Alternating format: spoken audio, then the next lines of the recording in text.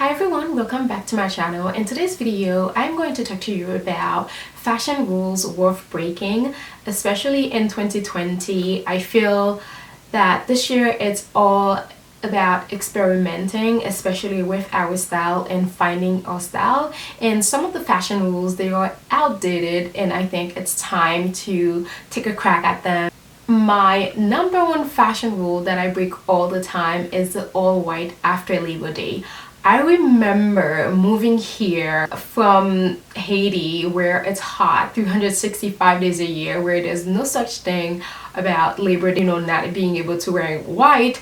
I remember the first year when I moved, that first winter or that first Labor Day, when I picked out something white to wear and my mother told me, oh, you can't wear white after Labor Day. I remember being in disbelief, and I was so sad because white is one of my favorite colors, although it's not technically a color, but white used to be my favorite color because I think white is clean, it's chic, you can't go wrong with white. I remember being in disbelief, so I did follow the rules a little bit, but not really. I never really did like a full all white outfit for a few years, but I still wore white blouses or sweaters in the winter time until a couple of years ago I started wearing all white in the winter.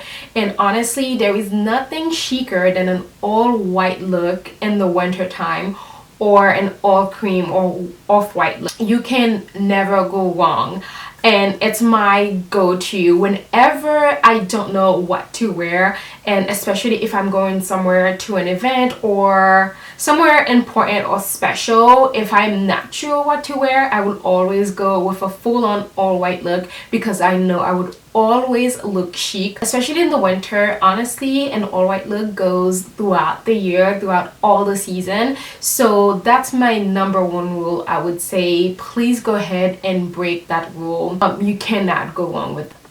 Number two is short women should not wear long dresses or long coat. I believed in that rule for the longest time because I am 5'3". Technically, people classify me as petite, although I don't think I'm petite. I think I'm just normal size. But for the longest time, I believed that I could not wear maxi dresses or long dresses because I thought that it would make me look shorter. In reality, when you are shorter, it's actually better when you wear long dresses or a long coat because it elongates you. It makes you look a lot taller than you are. It's so funny. If you wear a coat if you wear a midi coat, it actually makes you look a lot shorter than you intend to be, which is why nowadays I always make sure I go with a coat that is past my knee. Or dresses, especially in the summertime, long dresses just make you look like a full-on woman. Sometimes when you're petite, you still kind of look like a girl, but long dresses in the summertime or even in the winter time, or even to go to a black tie or gala, it will just make you look like a full-on woman. Not to say that you're not a full-on woman if you are small or short, but I'm just saying. Last year or a couple of years ago, I started wearing long dresses and I saw the difference, and I can't go back. Nowadays, I don't really like to show my legs to begin with, so I am loving long dresses. Whenever summertime is around, that's basically all I wear, even in the winter time as well, but especially in the summertime, which is when I typically would want to wear like a maxi dress. If you are short, do not believe in that rule. Please go ahead and break it. Please go ahead and find long dresses. It will elongate your body. It will make you look a lot taller. It will make you look grown. It would not make you look like a little girl. Like when I wear short dresses, I feel like I look like a little girl, which is why I don't like to wear short dresses. I would always try to go with long dresses to kind of give me that womanly look.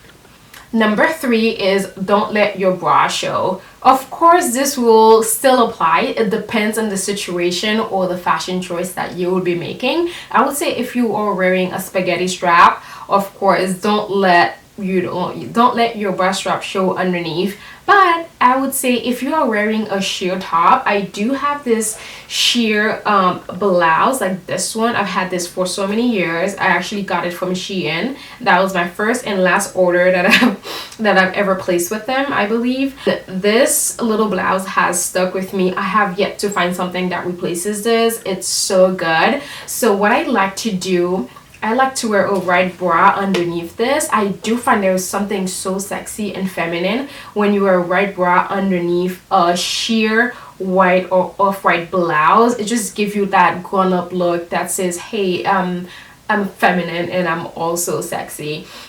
So yes, it depends on the fashion choice that you're making when it comes to showing off your bra. Of course, if you're wearing spaghetti strap, don't wear a bra that is super heavy and bulky underneath. If it shows, it's just not going to look cute. But I would say if you are wearing a white bra with a sheer top, I would totally go for it. It's my favorite thing to do. So definitely go ahead and break that rule. Number 4, when it comes to jewelry, less is more. I would say throughout last year, I broke that rule a lot. I was layering my necklaces so much. I think it looked very cute. Of course, if you were looking to look more classic style, then I would say make it simple. Just wear one necklace or one bracelet. But I do love arm candy. I love seeing arm candy on people, or arm part, I like to call it. Me personally, it's not my style to do an arm candy or an arm party. I would do the necklace layering. I'll go back to my videos when I went to Mexico all last year. I was layering my necklaces and it looks super cute. I think it looks super girly and feminine. I wouldn't necessarily do it on my arms because I think that just brings too much attention and it's super, I don't know, it's super annoying for me in my arm. But I would totally do it on my neck, and also you can do it on your ears. Me personally, I like having one earring again because my style is classic style. I did have a second piercing, but I've let it close because I just felt it was unnecessary to have a second piercing. So I let that close. And my ears were so small to begin with, so I have no business anyways having a second piercing. But I see a lot of people have the whole ear done and they still look very feminine and girly. So I do say some people can pull it off. So don't be put off totally by some things. I would say if you want to try it, go ahead and try it and see if it works for you. That's the thing with fashion. If it doesn't work for you, you don't ever have to do it again. It's nothing permanent. I would say go ahead, try some things and see what works for you. Rule number 5 is either legs or cleavage, never both. I do believe there is a tasteful way you can do both cleavage and legs. I've done it. I do it all the time, especially in the summertime, and this dress that I'm wearing today is a perfect example where I do show a little bit of cleavage, but also the dress is long and it has 2 slits on the side, so I still show a little bit of leg. So I think when you're wearing a dress where it's long sleeve and it has a deep V where you show just the right amount of cleavage, and also the dress is super long and also have a little slit on the side, I think it's completely fine. But if the slit was in front of the dress and all the way up, I would say no. But I do believe there is a way that you can do leg and cleavage tastefully. It doesn't have to be one or the other. Again, it depends on the fashion choice that you are making. Just like I said, everything depends on what you're wearing. Number 6 is don't mix metals. When it comes to this, I am not the biggest fan of silver because silver does nothing for my complexion. It washes me out. I just look a little dead if I ever wear silver. That's why you would never find me wearing silver. Even platinum or white gold, I don't even like white gold. And I think when I get engaged, before I get engaged, I have to tell my or future husband that I need either a yellow gold or rose gold engagement rings, because I don't like white gold. It does nothing to my skin. It makes my skin look ashy. It brings nothing to the table when it comes for me. And again, that all depends on if you are a warm or cool tone. If you have cool undertones, then I think silver would work fine for you. If you have warm undertones, I think gold would work fine for you. If you're neutral, then you could probably do both. Me personally, I would never wear silver and gold together. The only way I will do silver and gold is if the silver hardware is in a handbag, my clothes or something. If I have a silver button on a blazer or on a coat, that's the only way I would do a silver detail. Even so, I wouldn't go out of my way to buy something that has silver hardware. It's not for me. But you never know, maybe somebody would give me something, or if I find something secondhand that is really good, I don't want to pass up on the opportunity and it happens to have silver hardware, maybe I'll do it. If anything, I'll probably change it anyways. I'll probably change it to gold. I just don't like silver, but I've seen cases where you can totally make silver and gold. It looks fine. Again, it all depends on what you are. Number 7 is you should dress for your body type. I agree and disagree with this rule.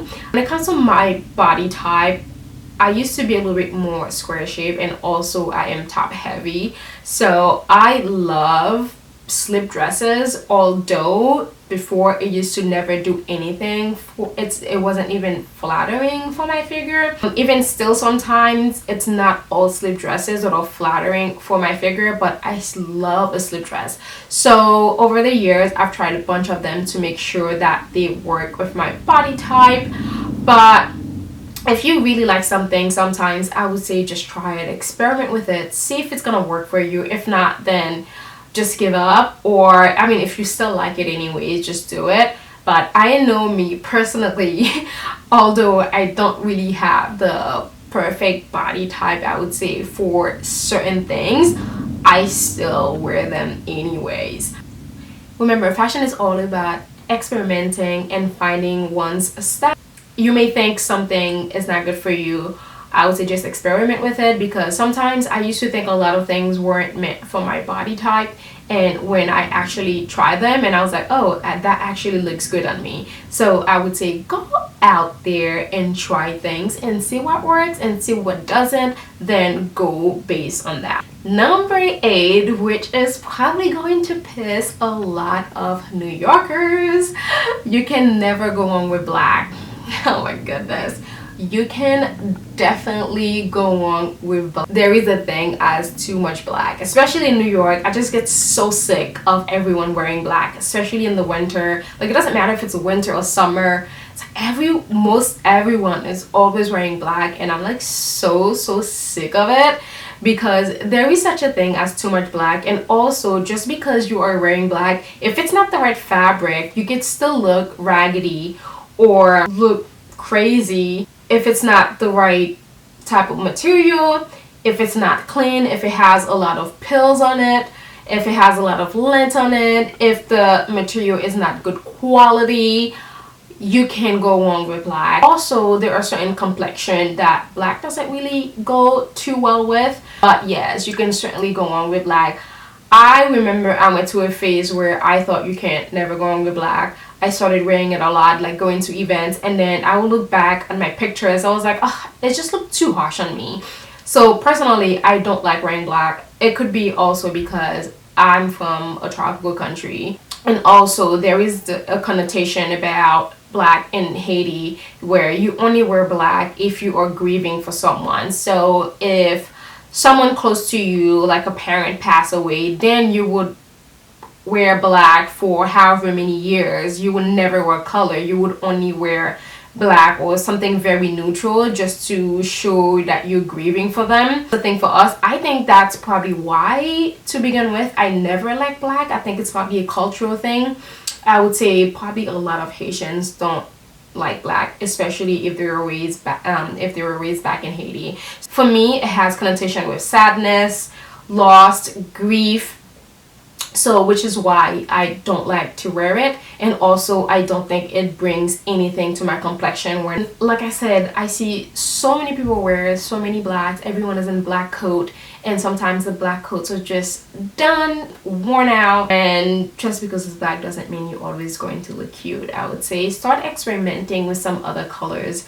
Opt for like a nice little navy blue. Navy blue looks really cute, it's very close to black, so I would say go with that instead of always wearing black. Number 9 is pastel colors are only for spring.